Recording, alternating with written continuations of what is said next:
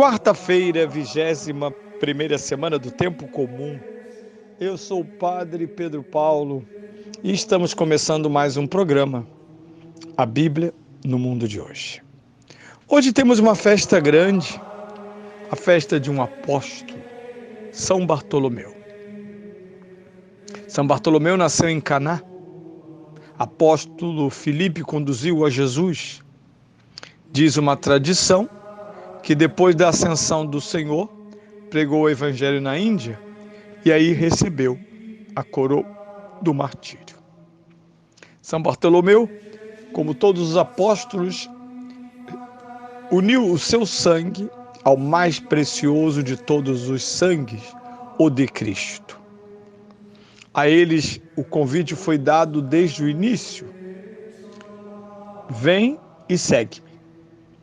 Mas não era um segmento de ideias assim, como se nós... É interessante isso, não é como seguir no Facebook, não, ou no Instagram. Seguir Jesus é comprometer-se com aquilo que ele diz e quer. É adaptar-se ao que ele diz, moldar-se ao que ele ordena. Vós sereis meus amigos, diz Jesus em São João, no capítulo 15, se fizerdes o que eu vos mando. Vivemos ainda um período de grande confusão ideológica e uma das ideologias mais perversas contra o cristianismo, além do marxismo, é o individualismo. Porque o marxismo é o erro no seu oposto. No marxismo nós temos a fusão do indivíduo na massa. Por isso a palavra povo foi tão usada, inclusive pela teologia da libertação, para falar da igreja. Igreja é povo. Não. Do seu lado oposto, a corrente do individualismo. Na verdade, não há uma coletividade, nem uma sociedade, mas o que há são indivíduos dentro do mesmo espaço e tempo. E quando falamos de individualismo, é a exaltação do isolamento. Uma identidade que se desenvolve, por isso de modo tão imaturo e ruim, que se desenvolve à luz simplesmente do eu. O eu, então, se torna a grande ilusão desses últimos 2 séculos. E digo ilusão porque nunca fomos tão manipulados, nunca explicitamente se desejou e se busca o máximo controle sobre as pessoas. Basta que elas não coincidam com a opinião de um poder. Vejam no Brasil, por exemplo, todos são chamados de ignorantes quando não votam segundo a cartilha, quando não opinam segundo a cartilha. Há uma cartilha para todos que não precisa ser necessariamente seguida. Por isso os apóstolos significam seguramente uma festa maravilhosa da comunidade. Os apóstolos são a igreja. Os apóstolos individual e coletivamente, como pessoas, pessoa é sempre nó de relações, se desenvolvem à luz da plena vontade e do conhecimento de Cristo. Ouvido, testemunhado, apreendido e proclamado, além de celebrado. A festa de um apóstolo é a festa da igreja, pois ela é una, santa, católica e apostólica. Bem, como sempre, no dia da memória de um santo, trazemos antigas homilias, primeiro para recordar sempre que a igreja não tem problema de déficit. Católicos com menos profundidade, que infelizmente às vezes parece uma grande maioria, acham simples essa adaptação. Eu gosto quando as pessoas, buscando expressar-se de modo doutor, me dizem: a igreja tem que se adaptar. Não, a igreja não tem que se adaptar, primeiro porque ela nasce e renasce em cada tempo. O clero, o papa, os sujeitos estão sempre inseridos, de modo diverso, mas sempre inseridos, no tempo e no espaço.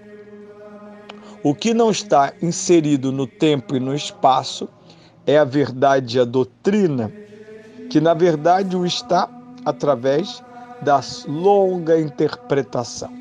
O que se atualiza na igreja sempre é a linguagem e as interpretações válidas da única e mesma verdade, o que a teologia chama depositum fidei, o depósito da fé. A igreja não pode mudar o depósito da fé.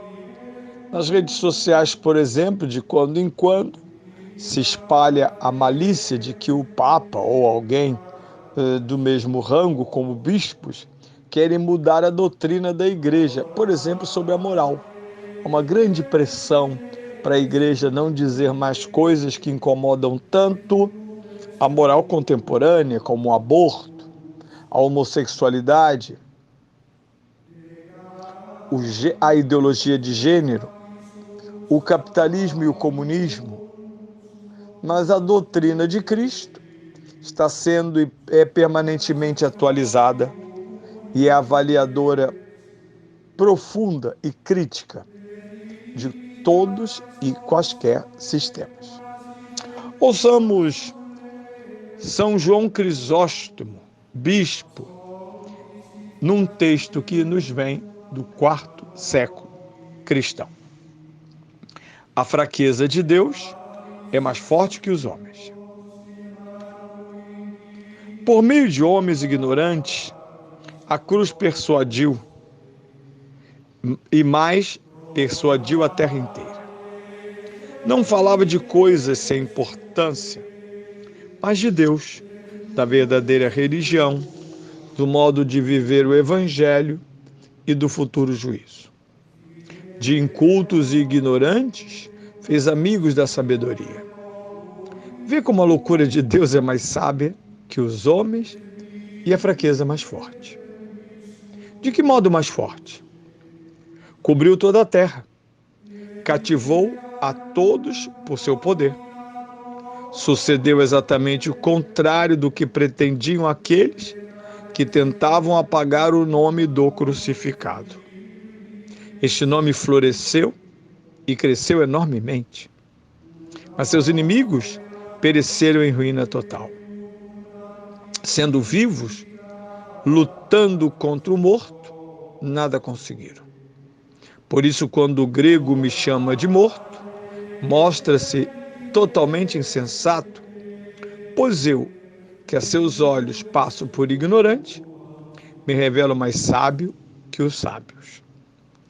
Tudo que pela graça de Deus souberam realizar aqueles publicanos e pescadores, ou os filósofos, os reis, numa palavra, todo mundo prescrutando inumeráveis coisas, nem mesmo puderam imaginar. Pensando nisso, Paulo diz: o que é a fraqueza de Deus? O que é a fraqueza de Deus é mais forte que todos os homens. Com isso se prova a pregação divina. Quando é que se pensou? 12 homens sem instrução, morando em lagos, rios e desertos, que se lançam a tão grande empresa?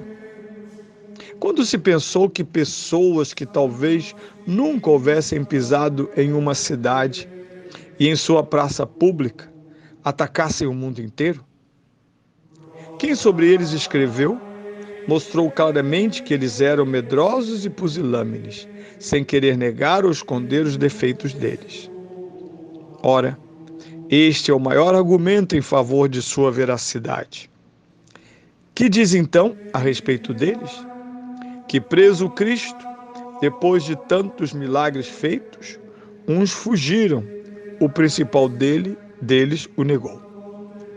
Donde lhes veio que durante a vida de Cristo não resistiram à fúria dos judeus, mas uma vez ele morto e sepultado, visto que, como dizeis, Cristo não ressuscitou, nem lhes falou, nem os encorajou, entraram em luta contra o mundo inteiro.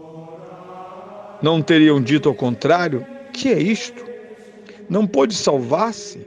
Vai proteger-nos agora? Ainda vivo, não socorreu a si mesmo. E morto, nos estenderá a mão? Vivo, não sujeitou povo algum. E nós iremos convencer o mundo inteiro só com dizer seu nome? Como não será insensato não só fazer, mas até pensar tal coisa? Por esse motivo, é evidente que se não o tivessem visto ressuscitado e recebido assim a grande prova do seu poder, jamais se teriam lançado em tamanha aventura. Nesses tempos de tantos ataques à igreja e de católicos tíbios, recebamos essa bela e antiga homilia no dia do apóstolo São Bartolomeu.